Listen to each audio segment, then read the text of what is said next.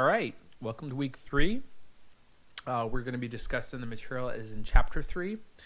And for the most part, this material, while a bit of it is historical in nature, the overall theme of this chapter is to discuss some real basic physical laws and principles that have been developed over time and are going to be used extensively in this class to understand celestial behavior. At the beginning of the course, I mentioned that this class is more akin to a conceptual physics course. And I said that because we talk about a lot of physical concepts, and we try to use those physical concepts as tools to understand the behavior of things in space. So in this chapter, this is one of many chapters that is attempting to establish this strong foundation that we're going to develop to understand physical behavior by knowing all these laws and the concepts behind these laws. All right, so we're going to start off by talking a bit about the development of the solar system model. This is going to, going back to the last lecture, we talked about Copernicus. And Copernicus is the person that we credit with the first person to properly develop a heliocentric model for our solar system, and at the time it was considered to be a universe. And where Copernicus stands in all of that is that he represents what is known as an hypothesis. He created a guess as to how he thought things worked. And it was a decent guess. It wasn't perfect. I mean, it did explain retrograde motion really nicely. However, it did not explain the position of the planets very well. So in that sense, it wasn't a great model, but it did represent one attempt. And so what happened is after the work of Copernicus, there was a lot of astronomers that set out to come up with their own hypotheses for how things worked and try to compare them with observations or experiments to develop a better model. And one of those people, the person you see here, his name is Tycho Brahe. Tycho Brahe was Danish. He actually received a very large stipend from the Danish king, and he established an observatory in Denmark, which is actually, I think the area is in present-day Sweden. But he established this observatory, and the point of the observatory was to make very high-precision measurements of where the planets were in the sky. And the idea behind this is that he had his own hypothesis for how things worked, and it's the model that you see on the right here. In order to tell the difference between the heliocentric models that are being developed and the old Ptolemaic system that was geocentric, you really needed to have very high precision measurements because the differences between the models is actually very subtle. It's very, very small, and it's very difficult to see. So Brahe represents a very important part of this development of the scientific model of the solar system, is that he represents the observations part of it. And it's a necessary part of any idea that you have, is you have to compare ideas with observations made in the real world. And when your ideas fit those observations, they become a better idea. In fact, this work is laid into the theory of planetary motion. And the theory of planetary motion, the theory would be the description that best fits the data. It's the best hypothesis, basically, and that's what theories are. So anyway, his idea is what's on the right here. It's a weird mix between helio and geocentric models. His model is technically geocentric. The sun orbits the Earth, but everything else is able to orbit the sun. So there's this weird mix between the two things there. And obviously it's not right at all. But the reason we're talking about him is because he made these set of observations that are very important. He was a bit of a sort of a wild guy. There's a lot known about him outside of astronomy. He was famous for having a fake nose, basically. He lost his nose in a duel over a math problem when he was like a teenager or something. He threw these really lavish parties at his castle, this observatory, basically, because he had all this money from the king. And it was known that he was interested in really obscure things. He had an interest in keeping exotic pets. In fact, one of the more famous stories we have of Tycho Brahe was he had a moose that he recently obtained, and the moose got into some of the beer at one of his parties and got drunk, and then it fell down a flight of stairs and died. and the carcass had just sat there for weeks. They couldn't get it out because it was so heavy. And a lot of people had come to visit the castle, and they wrote about this event that took place. So anyway, Brahe obviously went nowhere with his observations because his model was completely insane. But somebody else, and a lot of astronomers at the time knew of the work that Brahe was doing. One of those was Johannes Kepler, who grew up in what is, I guess, today presently Austria. And Kepler was like the polar opposite of Brahe in terms of their personalities. Brahe was kind of a wild guy and had all of these parties and stuff. And Kepler was actually part of the clergy. He was a very pious individual, very skilled in matters involving astronomy and mathematics. And he for decades, Kepler tried to create his own model for the solar system. But he knew that the only way his model would go anywhere is if he had a good set of data to work with. So he wrote to Brahe to go visit the observatory and hopefully get access to some of this data and fit his own model to that. And Brahe accepted, and they met, and they immediately clashed. Like I said, their personalities were very different. But one of the reasons they clashed is Brahe knew that Kepler was very, very smart and very skilled at mathematics, and was very intimidated by him, and thought that if he was given too much of the data, that he would eventually scoop Brahe on the correct model for things. And so he was very reluctant to work with him much when he was at the observatory. Well, Brahe died in 1601. The rumor that he's died from overeating at one of his parties, his bladder burst and he got poisoned. Anyway, so after Brahe died, Kepler eventually was able to inherit a lot of the observations that Brahe made, and within just a matter of just a few years, was able to take that data and fit his model with that data. And what came out of that eventually was what we now call Kepler's laws of planetary motion. Of all the people that had ideas at the time, turned out that Kepler had the best idea. He had the one that fit most with the data that was being seen. And there's various reasons for that. Like I mentioned, that Kepler was very skilled at mathematics. And so one of the things he was able to do is use that knowledge of mathematics to basically broaden the possibilities that you could have for different types of solar systems.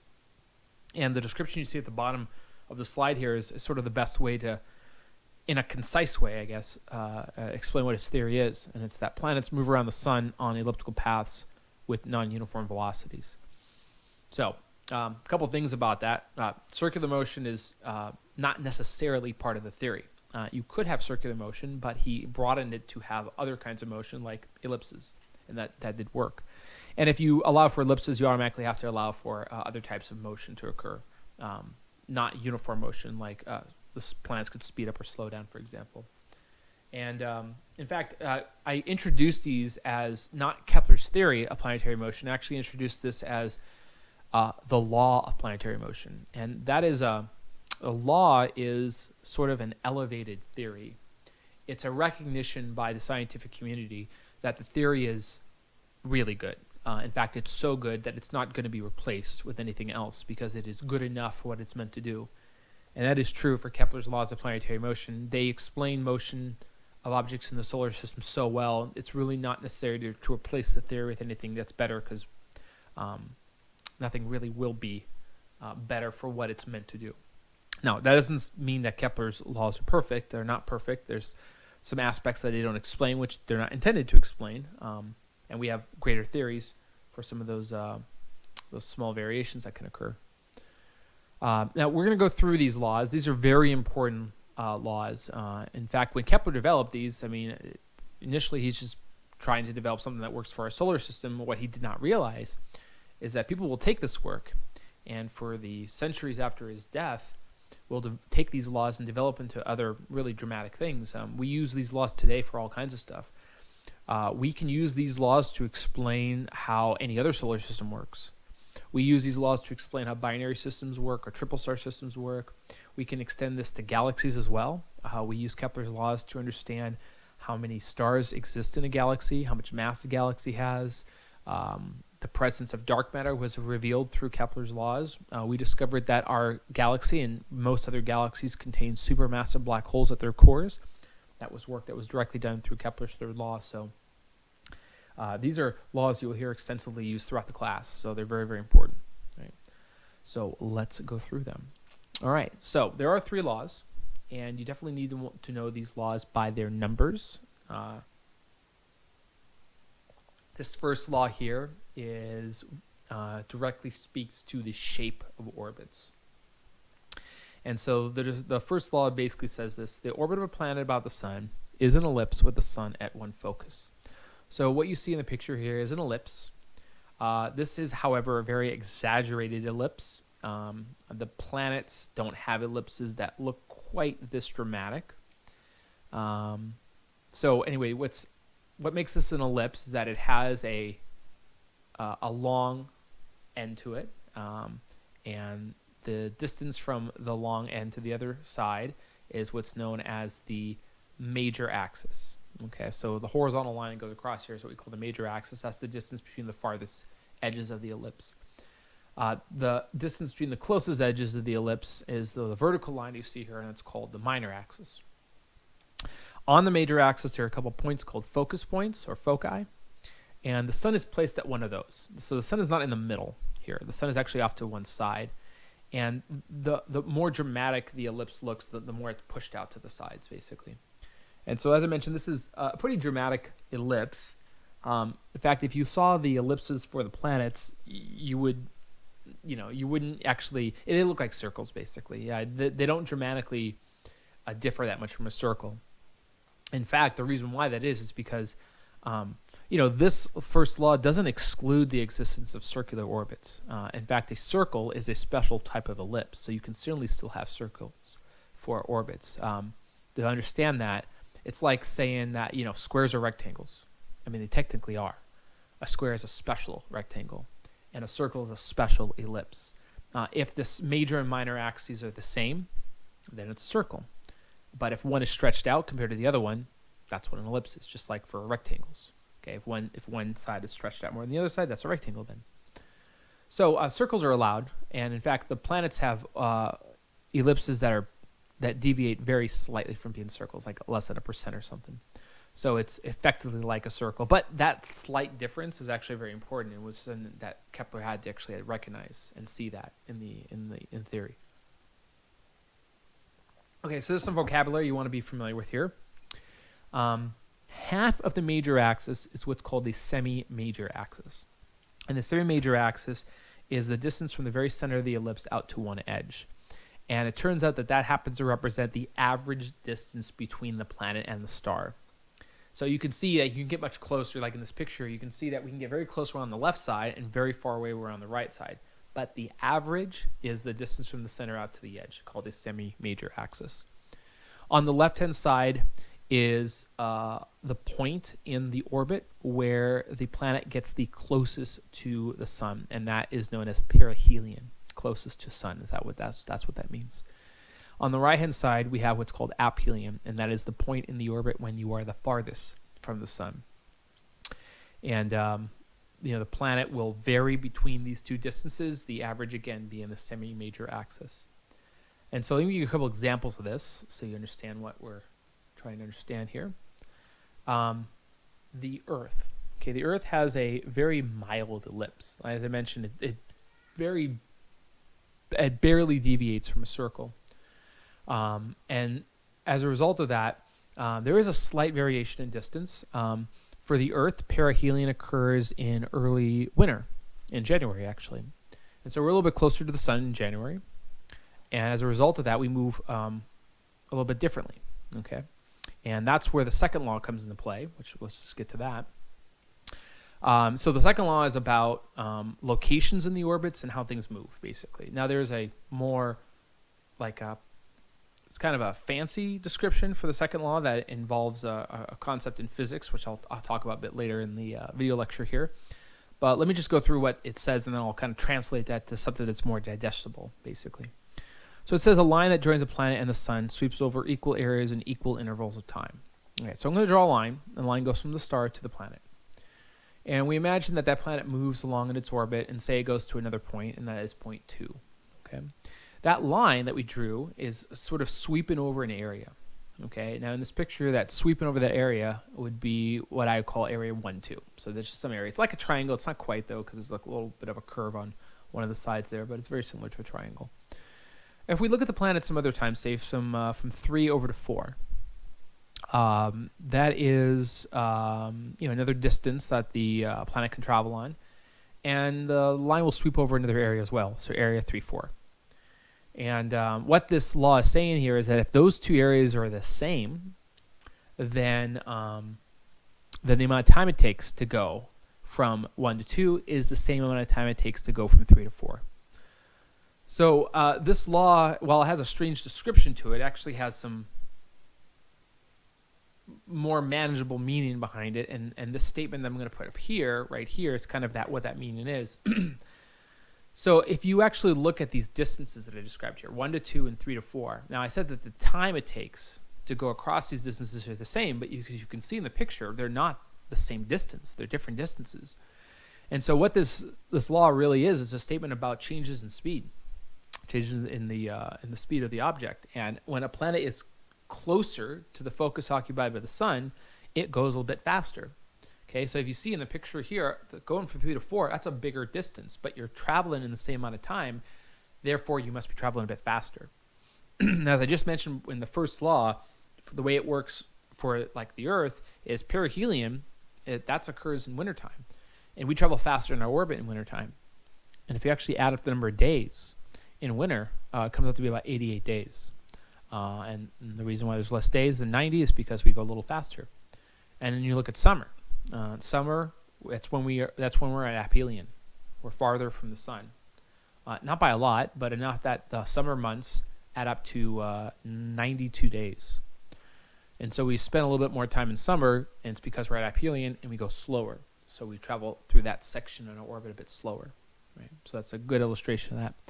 Now, the ellipse that you see here, I mentioned that the planets don't have ellipses like this. This is very, very dramatic. But there are things that do have ellipses like this, and comets are examples of things with very eccentric orbits to them. So Halley's Comet's another good example of this. Halley's Comet is a very eccentric orbit. When it's at perihelion and it's very close to the sun, it zips by in a matter of months. That's it. Months and it's gone. When it gets out to aphelion, it goes all the way out to the orbit of Uranus. And Uranus is very far away, and the aphelion is so far out there that the time it takes to go through that is extremely slow. It spends decades in the outer solar system. And so that's a very common feature we see for comets, is that when they're by the sun, they just zip by super quickly, and then when they're farther out, they take a very long time to come back. And it's because their ellipses are so dramatic like this, and they're following Kepler's second law. So, all right, so that's what the second law is. You really want to interpret the second law as being statements about how you can change the speed of an object. Okay. All right, so there's one more law. It's called the third law. And the third law is a mathematical law. There's no pictures really here. What the mathematical law says is there is a direct relationship between the period of orbit and the semi-major axis of orbit.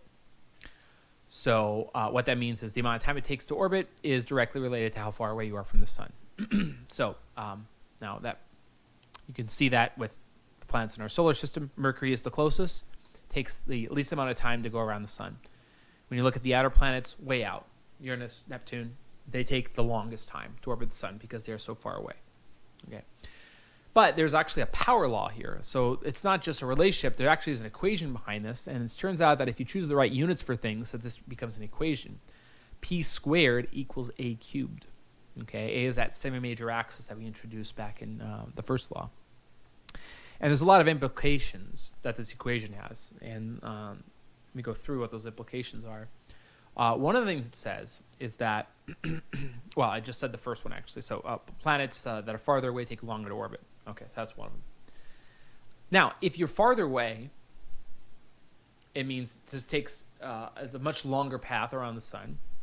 And if that takes longer, then this equation here is basically telling you that the farther you are away, the slower the average speed is. So again, you look at Mercury. Mercury travels the fastest in its orbit. And as you get farther and farther away, on average, the planets travel slower. Okay, so that's just the average speed over the course of its whole orbit. Which, by the way, that was something that Copernicus put in his model, and it was the explanation for retrograde motion, that the inner planets travel faster than the outer planets, so you can catch up to or pass them. And when you pass them is when you see that retrograde motion happening. So this is built into Kepler's model. In fact, it's even a more elegant way of explaining it than the way Copernicus had. Because Copernicus just had this picture and it just showed how things move. And Kepler just states an equation, and it's automatically implied by the equation that retrograde motion has to exist. So that's really powerful, actually. The last aspect of this that's useful is that if you know one of the parameters, P or A, you could obviously solve for the other one. So let me give an example of that. There's a question here. What would be the orbital period of an object with a semi-major axis of 4 AU? All right, so in the equation, the 4 AU is the A. So we'd have to cube A. So it's 4 times 4 times 4. That's 64. That's equal to P squared. What number, when you square it, gives you 64? Well, that would be 8. So the answer here is 8 years. So the 4 AU is the A. You cube that, you get 64. Take the square root of that. Is how we get the 8 for the period. So anything out at 4 AU takes 8 years to orbit. And it doesn't matter what it is, by the way. It could be a planet, asteroid, comet. It could be your car keys. If it's out at 4 AU, it's going to take 8 years to orbit the sun. Okay. So that's the usefulness of the third law. And like I mentioned, we're going to talk about these 3 laws extensively throughout the class because they're just extremely important things for understanding the motion of objects in space. Now, I want to highlight one thing about these laws that may not have been clear initially. One of the things that made this really different than the other theories at the time, or the other ideas, is that there's no picture, really, for the solar system. Ptolemy had a picture, and Copernicus had a picture, and Brahe had a picture, and there's no picture here. In fact, there's no mention of any planets. It's like a shell of a model. It's like you have a star, and you have some planets, and they just work this way. It doesn't matter if you have 1 planet, or 8, or 20. And that's why these are powerful, is because they can be applied to our solar system, but they can be applied to anything. Anything that moves in space, basically, has to follow these laws. So that's sort of why they're so profound. All right. So let's move on to the last historical figure here, and that is Isaac Newton. Isaac Newton fits into this development of the scientific model of the solar system in the sense that he was responsible for providing an explanation as to why it works, which is something you don't necessarily need a theory to have. I mean, theories just need to be the best explanation for some kind of behavior they observe. They don't have to be perfect, and they don't really have to provide a reason as to why they work. They just work. But Newton was actually able to provide a reason as to why it works. And it was in part largely to a lot of the discoveries that Newton made. Now, Newton built upon a lot of the knowledge of his predecessors to develop the laws of motion and the universal law of mutual gravitation. He didn't completely come up with these ideas on his own. In fact, a lot of the work was done by Galileo. But he was able to kind of pull all these ideas together into one clear, coherent system, and he's sort of the father of classical mechanics. He also had to develop an entirely new branch of mathematics to explain a lot of that stuff, and that's what we know today as calculus. He was a co-inventor of calculus. And so, with these achievements that he has here, you could argue he's one of the greatest scientists to ever exist. If the criteria is, what did he accomplish and what has been done with that? I mean, basically laying down the foundations for classical mechanics and calculus and mathematics. I mean, that's a pretty nice resume. So anyway, now the reason why he was able to show that Kepler's laws work is because he was able to independently develop Kepler's laws without the need of any observations in space. Based purely on the laws of motion and the law of gravity, he was able to actually come up with Kepler's laws from those other basic laws. And so, if we never knew about space, if we, say, lived on a planet that was enshrouded in clouds, just cloud cover, never saw space before, we would have eventually come up with Kepler's laws. and we were to realize that through the clouds there must be something up there, and so on, just because it comes naturally from physical laws. So anyway, Isaac Newton is a very important part of physics in general, and his laws are very important for understanding the behavior of things in space. So I'm going to spend the rest of the lecture going through the laws of motion and the law of gravity. Right. So let's get into that. All right. So when we want to talk about motion, there's some terminology we want to make sure we understand. And this terminology is the way we describe motion, because you can't explain motion if you can't describe it properly. And the two words that are very, very important for us to understand are the terms velocity and acceleration. Now, velocity sounds very similar to the concept of speed. And in everyday language, those two get interchanged quite a bit. In physics, however, they have very distinct different meanings. Speed is a vague description of motion. Speed is just the rate at which something moves, which you could say, 30 miles an hour. That's the speed of a car, for example. The problem with that is that it's vague. There's a lot of ways you can go 30 miles an hour. You can go 30 miles an hour in a straight line. You can go 30 miles an hour up an incline. You can fall through the sky at a rate of 30 miles an hour. You can go in a circle at 30 miles an hour. So those are all very different things. In fact, all those examples that I just described to you, that would be examples of what is known as velocity, when velocity incorporates not only your speed, but how you move. So your direction, basically. Okay, because if you go in a straight line, that's different than going in a circle. And so you really need that information to properly explain how the motion actually occurs. So velocity is what we are most interested in. So when we want to think about how objects move, we want to understand the rate at which they move, and we want to understand their direction as well. It's very important for understanding motion. The other word that's very important is acceleration, and it's a change in velocity, which can be a change in speed and or direction. And when things change velocity, it's significant. We want to understand why they change them. So anyway, velocity is speed and direction. Acceleration is a change in velocity. All right. The first law. All right. Newton's first law is this. An object in constant motion stays in constant motion unless a net force acts on it. So, by the way, constant motion can either be constant speed and direction or rest, because rest technically is constant speed and direction as well. So it can be rest or constant motion. But when I say constant motion, we mean constant velocity, right? That's what the first law is. Okay. Now, I have a picture of the Earth. The Earth is a really great example of Newton's first law. So you learned in a previous lecture that the Earth spins with a rotational period of 23 hours, 56 minutes, and 4 seconds. And one question you can ask yourself is, why? Why does it do that? I ask this question to my students in my on-campus classes, and I get a lot of interesting responses. People say it's due to gravity. People say it's due to the magnetic field of the Earth. People say, well, the Earth is hot inside, and that causes motion. People say sunlight does it. People say the moon pulling on the Earth does it. It's all these different ways to explain that. And I tell my students, none of those are correct, actually. And what I say is the Earth spins because it does. That's it. Earth spins because it does. The Earth spins because it is obeying Newton's first law of motion. Okay, in other words, you don't have to explain why the Earth spins. It's constant motion.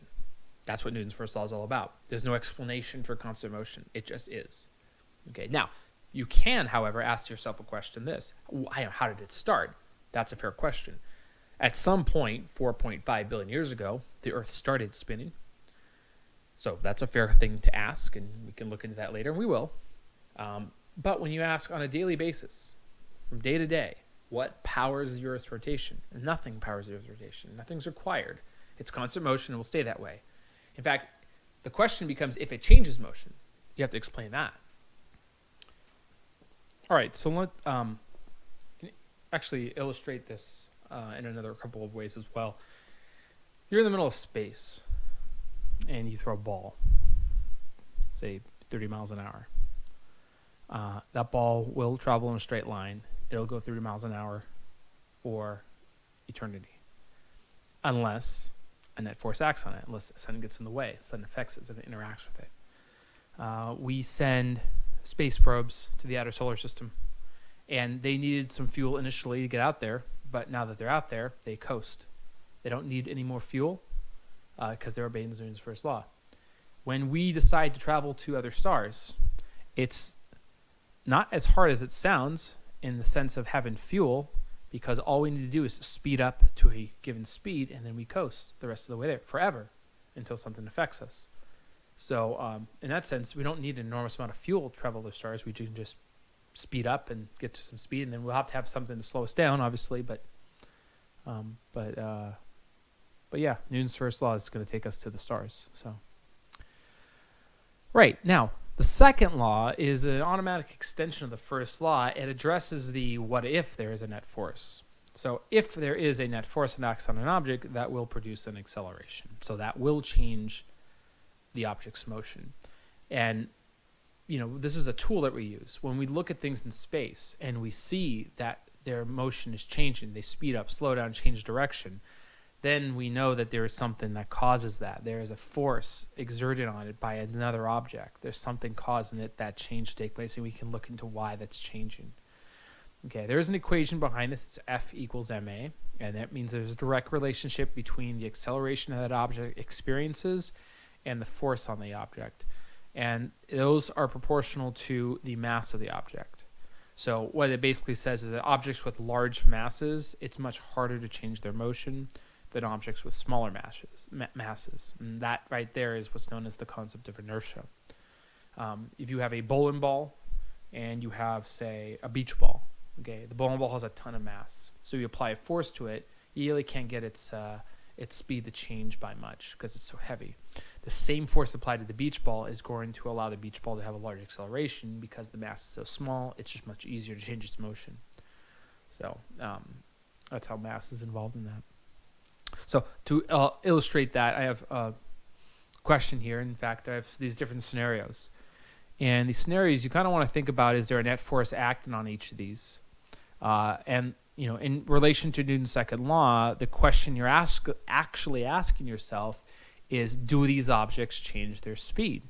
And if they change their speed or their direction, right, they change their velocity, then yes, there must be a net force.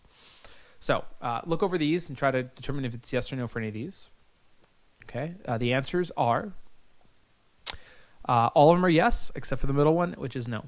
Okay, so in the first two examples, you have, in the first one, a car slows down, and the other one, a bus speeds up. So that's clearly changes in motion. So there is a net force. There's something responsible for causing those changes. Elevator moves up at a constant speed. So the answer would be no there. You have a constant velocity, constant speed, constant direction. So there is no net force that acts on the elevator. The elevator goes up because something started it going up, and it just obeys Newton's first law. Now, there are forces on the elevator, to be sure, but it's in equilibrium. So the force of the elevator cable pushing up on the elevator car is not necessarily pulling up. It's not causing the object to go up. It just prevents gravity from making it fall back down. So it's there for an equilibrium, but it's not actually actively involved in pushing it upwards. Something starts it, constant motion, obey Newton's first law. The other two examples are examples of where objects are clearly changing direction. So there has to be a net force in those. I mean, they probably could change speed too in the process of doing these things, but there are definitely forces involved to cause those things to happen. Right? So, like I said, this is a tool. We want to understand if things are interacting with each other. We generally look at motion, and we try to see if there's a net force. Right. The last of Newton's three laws is the third law, and it's definitely the more complicated of the three.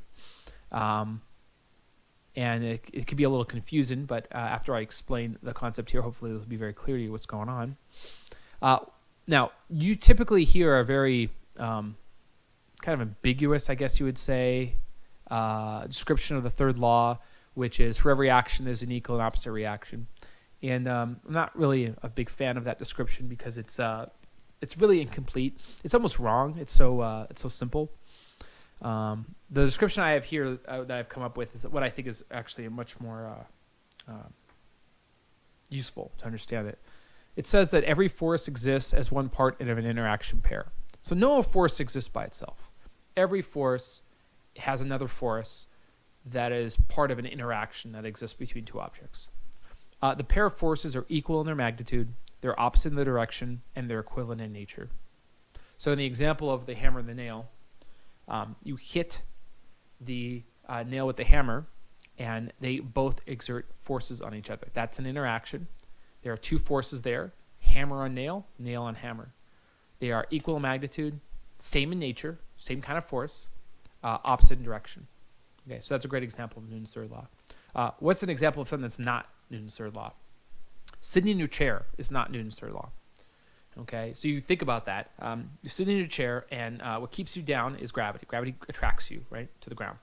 So you have this force, downward force. Then you have an upward force, which is the chair supporting your weight. And those are equal in magnitude, opposite direction, but they're not Newton's third law because they're not equivalent in nature. One's a gravitational force, and one is this what we call a normal or support force from the chair, and those are not the same in nature. They're equal magnitude, opposite in direction, which just means you're in equilibrium. If you want to think about what the interaction pairs are in that situation, it's the interaction between you and the Earth, those two gravitational forces there, and then there's the interaction between you and the chair. And there's normal forces that are exerted between you and the chair. You push down the chair pushes up on you. So that's the example of Newton's third law there. All right, so let me ask you a couple more questions and to kind of reveal what's going on here. Is the force that the Earth exerts on you larger, smaller, or the same as the force you exert on it? All right, so read over those. Now, this is Newton's third law, so the answer is C. Earth and you exert equal and opposite forces on each other. Okay, that's true. That's Newton's third law. Now, a normal reaction to this is that you should be a little bit uncomfortable about that because it doesn't seem that way, right? If I jump off the roof of a building, the force that the Earth exerts on me is somehow apparently the same as I exert on the Earth, except my outcome is bleak compared to the Earth's outcome in that situation. So there's definitely something different going on there. It doesn't feel the same, right? All right, so let me ask you this other question here to illustrate this. A mosquito and a large truck have a head-on collision. Which of the following is true? The force of the bug on the truck is equal and opposite to the force of the truck on the bug. Yes, Newton's third law. Great. The acceleration of the truck is equal and opposite to the acceleration of the bug. No, that's not true at all. Okay. The change of velocity of the bug is the same as the change of velocity of the truck. No. Okay, so we see there is differences here. Okay. The mosquito and the truck hit each other with the exact same force. That's Newton's third law. However, what they experience in their motion is not the same.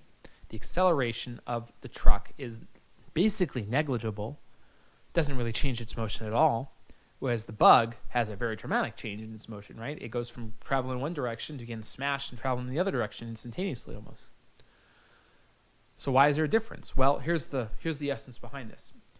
You don't experience forces, okay? So I give the example of I'm jumping off the building and I'm going to fall to the ground and hit the ground hard and the Earth doesn't really experience anything.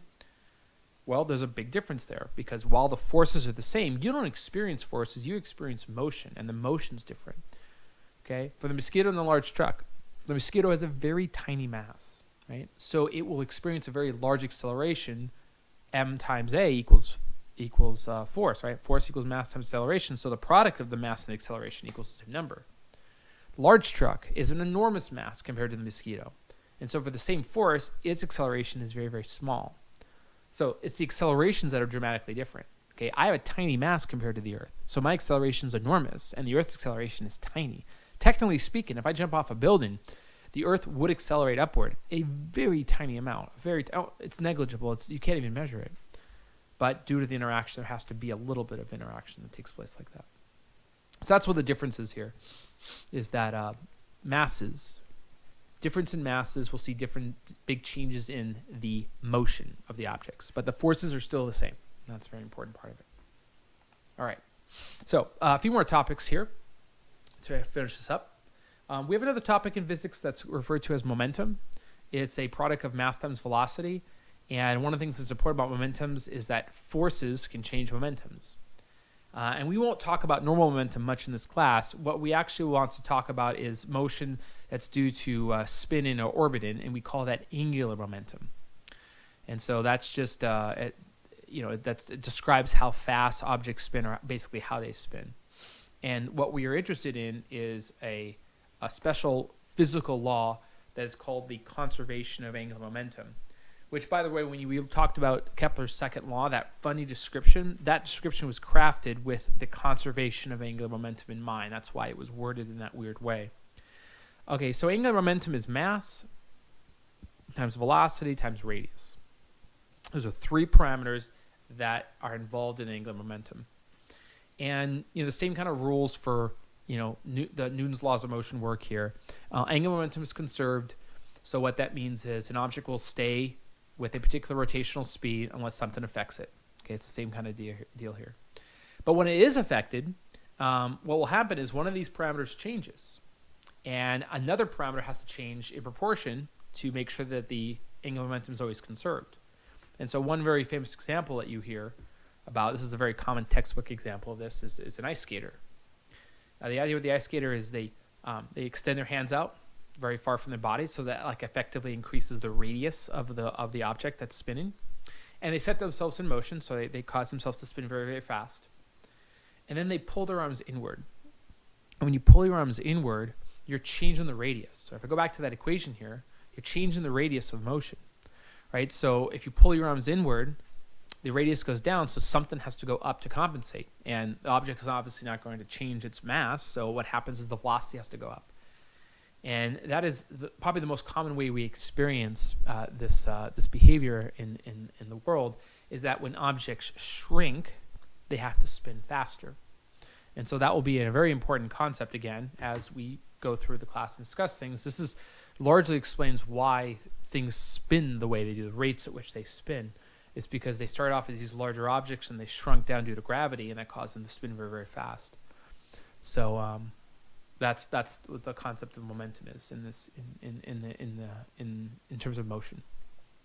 So okay, so the other aspect of Newton's contributions to understanding motion of objects in space is his universal law of mutual gravitation, which is an equation he came up with, and this is the equation here. A few things about the name that are important. It's called a universal law, and the reason why it's called a universal law was a very profound discovery that Newton helped put together, in that the laws of physics as they're understood on the surface of the Earth, how things work on the Earth, must be the exact same way things work in space. And that idea, at least in today's times, is something that we probably very easily take for granted, but it was not obvious back in Newton's time that there were similar physical laws in space on the Earth. There was an assumption that things in space would work somewhat differently than they do on Earth. And Newton was actually able to make the connection that things are the same. And you hear the story of the apple falling from the tree, and that was that story is to highlight that discovery of that notion that what makes an apple fall is the same thing that causes the moon to stay in orbit about the Earth. So that was a very important connection that Newton made. And it's called a mutual gravitation because it's an interaction that happens between two objects. And so it's a recognition of that fact. All right, so there's an equation here, and I really don't like to use equations if I can avoid them. So I'm going to get rid of the equation, and I'm going to come up with this, which is a relationship. That funny symbol that you see there means proportional to. And so the force of gravity is proportional to the product of the two masses that are interacting divided by their distance squared. And that divided by their distance squared is what's known as an inverse square law. Okay, so to understand the relationship here, the force of gravity is directly related to masses. So if you change mass, you change the force in the same way. Is an inverse relationship with distance. So if you change distance in one way, the force has to change in an opposite way. Okay, so that's the meaning behind those things.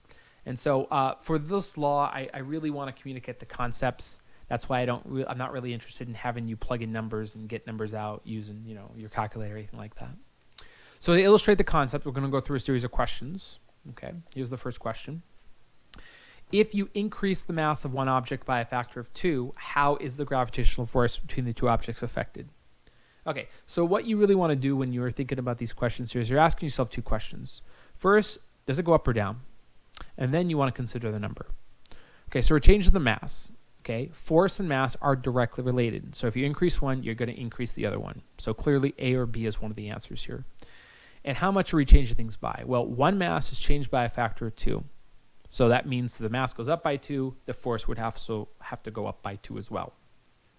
So the answer here is A. Okay, double in one mass means they both experience twice the amount of force. Okay, that's the mutual aspect of gravitation. All right, what about distance?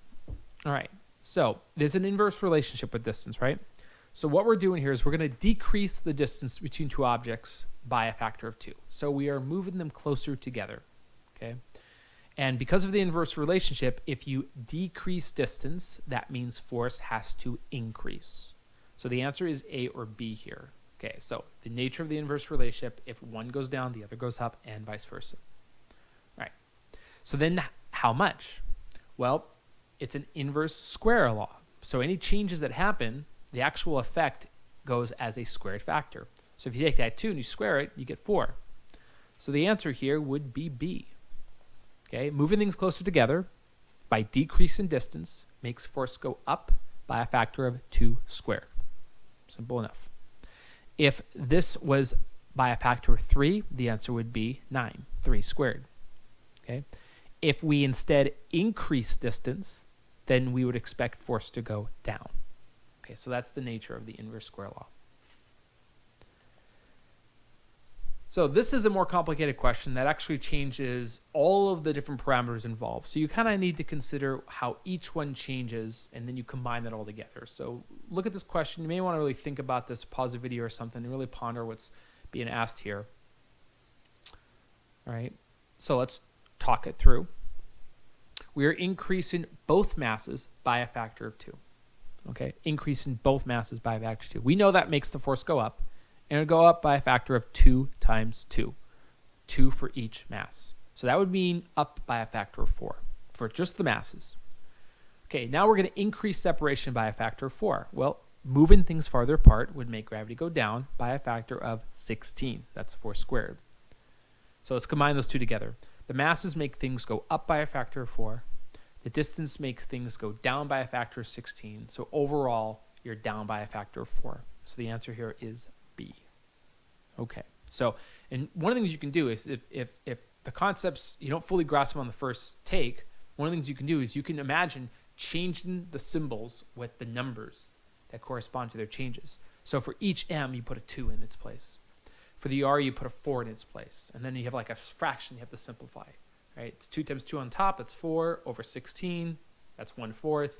So you're down by a factor of 4. So you could do it that way. I kind of prefer you to conceptualize it, consider each one, and consider what the changes are, and just combine it all together like that. So anyway, that's a more complicated question, but that's what would happen if we combine all those together. All right, so what are some of the consequences of this? Well, there's 2 major consequences to this. One of the things that comes up is that as a result of the law of gravity, when things fall on Earth, they fall at the same rates, assuming that they're not influenced by other things. So if you drop a ball off a building, that's illustrated in the picture here, it's going to fall at a rate that's constant, and that rate is 10 meters per second squared, which is an approximate number. In English units, it's 32 feet per second squared. And so this obviously is in the absence of air resistance. In reality, the atmosphere has different effects on masses. But if you didn't have, any atmosphere to worry about, then you would see things fall at the same rate, which, by the way, was a experiment done on one of the Apollo missions. And this was just an illustration of a very simple principle.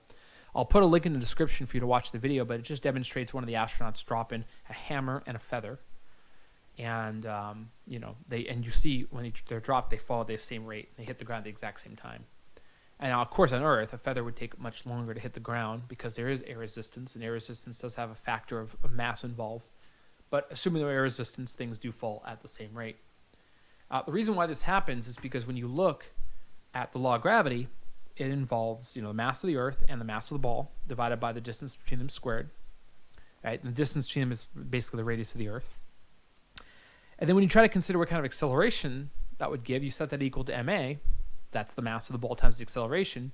But both sides of the equation have a mass of the ball in it. So the mass of the ball ends up dropping out of the equation, and you find the acceleration is only based on mass of the Earth and the radius of the Earth. The actual object that falls is unimportant for calculating acceleration. So a feather would fall at the same rate compared to a bowling ball compared to anything else.